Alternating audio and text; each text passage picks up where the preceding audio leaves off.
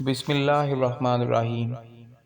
حضرت عامر بن ربیعہ کے ہاں ایک صاحب مہمان بن کر آئے۔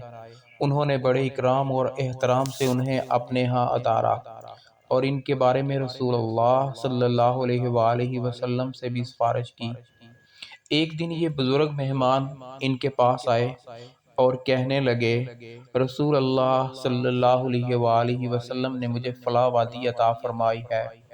میں چاہتا ہوں کہ اس کا بہترین زمین کا ایک ٹکڑا آپ کے نام کر دوں کہ آپ بھی فارغ البالی رہیں اور آپ کے بعد آپ کے ہاں بچے بھی آسودگی سے گزر کریں۔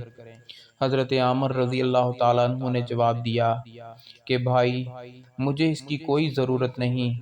آج ایک ایسی صورت نازل ہوئی ہے کہ ہمیں تو دنیا کڑوی معلوم ہونے لگی ہے۔ پھر آپ نے سورہ انبیاء کی تلاوت فرمائی۔